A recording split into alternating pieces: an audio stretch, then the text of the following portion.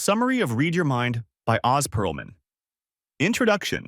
There is a fundamental problem in our daily interactions. We want to connect authentically, to build real relationships, to influence outcomes, and to build unshakable confidence. Yet, we are so often held back by our own internal mental blocks, the fear of rejection, chronic procrastination, and crippling self-doubt. We see others who seem to read people effortlessly and command a room, and we mistake this skill for magic or a psychic gift. World-renowned mentalist Oz Pearlman points out that this is not magic. It is a set of learnable skills. He theorizes that his job is not to read minds, but to read people, by observing small, minute details, psychology, and empathy. In this modern twist on how to win friends and influence people, Pearlman's thesis is that success doesn't come from tricks, it comes from tools. He argues that the greatest influence starts with mastering your own mind first, and we will explore his proven habits through the course of this summary. Chapter 1. Believe it to achieve it.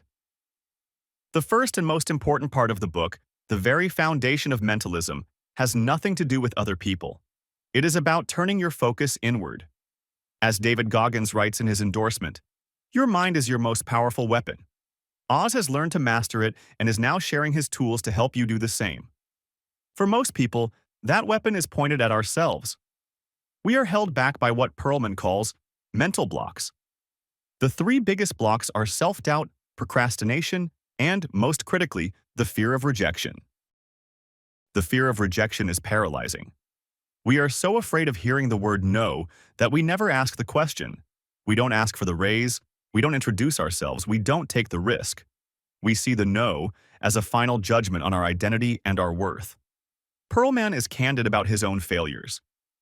He shares the story of auditioning for America's Got Talent and being rejected. He trained, he came back a second time, and he was rejected again. For most people, this would be the end of the road. This is the mental block in action, the voice that says, "You're not good enough." The key lesson, he explains, was learning to separate the act of rejection from his identity. The no was a judgment on his performance that day, not a final verdict on his potential. This resilience is the core of confidence. Confidence is not the absence of fear or self-doubt. It is the result of mastering your internal mindset. To believe it to achieve it, you must first identify the internal stories that hold you back. The mental block of self-doubt is just a story, a narrative you've told yourself. Pearlman's first step is to rewrite that narrative. You must build the habit of silencing your inner critic. Procrastination, too, is a symptom of this internal battle. We delay what we must do because we fear failure or judgment. By mastering your own mind, by building the resilience to accept rejection as an event and not an identity, you break the cycle of fear. This internal mastery is the non-negotiable prerequisite for all external influence. You cannot hope to read or influence others if you are a slave to your own mental blocks. Chapter 2. Focus on others. This is the part of the book that demystifies mind reading. Pearlman's core thesis is simple. My whole job is to make you believe that I can read minds, but here is the honest truth. That's impossible. But I read people. How? Through the small, minute details that most people miss. Why do we miss them? Because in most social interactions, we are on autopilot. We are not truly listening. We are stuck in our own heads, thinking about what we are going to say next, how we are being perceived, and what we want out of the conversation. The primary skill of a mentalist is to get out of their own head and make the other person the absolute center of their universe. You must become an intense observer. Pearlman provides several tools for this. First, understand the 70% rule. He states that 70% of communication is nonverbal. It is not what people say, but how they say it, or what they don't say. A key example is lie detection. Pearlman explains that it's not like in the movies. There is no single tell, like looking up and to the left. The only way to spot a lie is to first establish a baseline. When you first meet someone, you ask simple, non-threatening questions. Where are you from? How was your weekend? What do you do?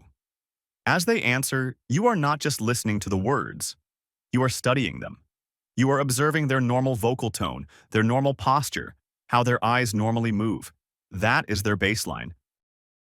Then, when you ask a more difficult or pointed question, you watch for deviations from that baseline. If their vocal pitch suddenly rises, or they break eye contact for the first time, or they shift their posture, that is the tell.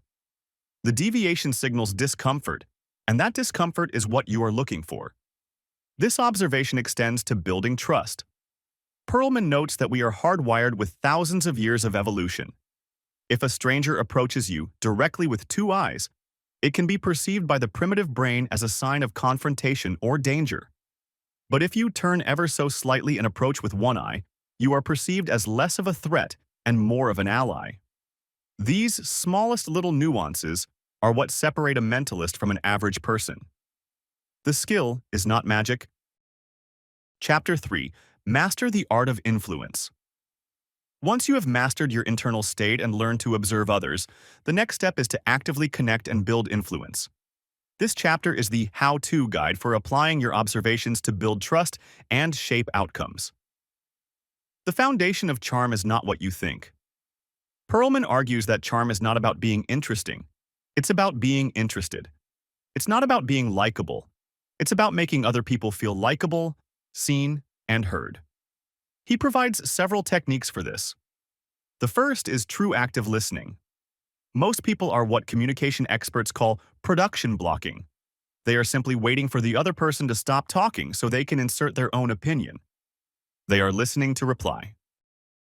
A mentalist listens to understand. This means absorbing their words, their tone, and their body language, which you learn to observe in Chapter 2, as a single, complete message. It means asking follow-up questions that prove you were listening, rather than just changing the subject to yourself. The second technique is psychological mirroring.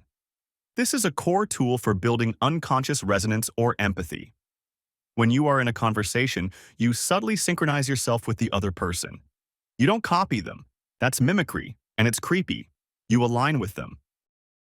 If they lean in, you lean in. If they speak softly and slowly, you lower your own volume and pace. If their body language is open and relaxed, yours should be too. This synchronization sends a powerful, non-verbal signal. I am like you. I am on your side. I am safe. This breaks down a person's natural defenses and builds a bridge of trust. This leads to the third technique, the psychology of yes. Pearlman explains that this isn't about manipulation, but about framing and agreement. To get someone to agree to a big request, you first get them to agree on small things. This is known as a yes ladder. You ask small, reasonable questions that you know they will agree with.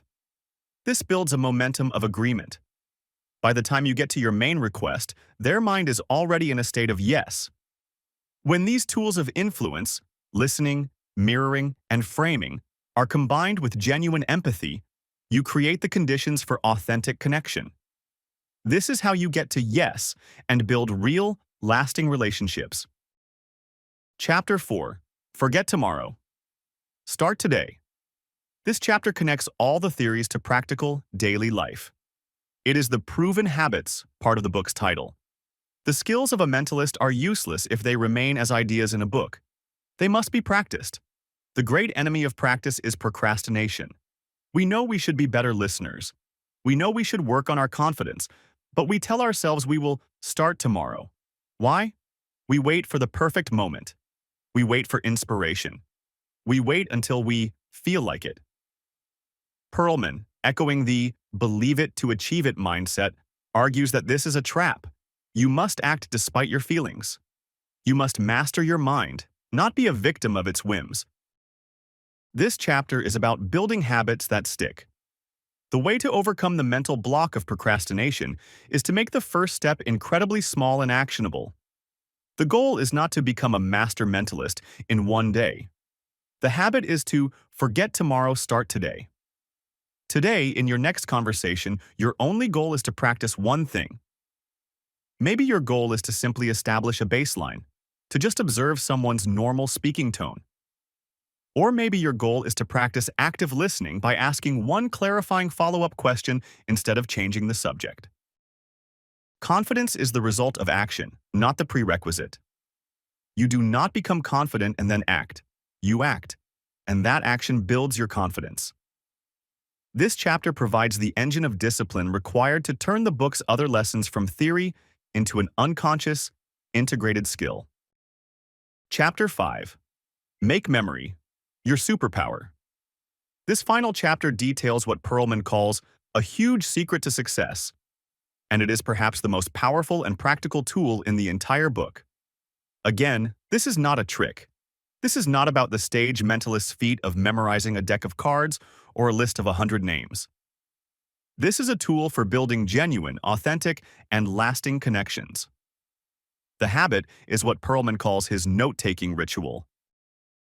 Pearlman explains that after every show, every corporate event, every important meeting, he immediately goes to his notes and writes down everything he can remember. He writes down the names of the people he met, of course. But he goes deeper. He writes down their spouse's name, their children's names, a major project they are working on, a problem they mentioned in passing, a hobby they love, or a team they root for. This act of memorization is the first step. The second step is the payoff. The real secret is the follow-up.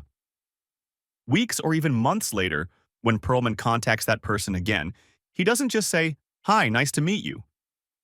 He consults his notes and asks, "Hey, I remember you mentioned your daughter was trying out for the college soccer team. How did that go?"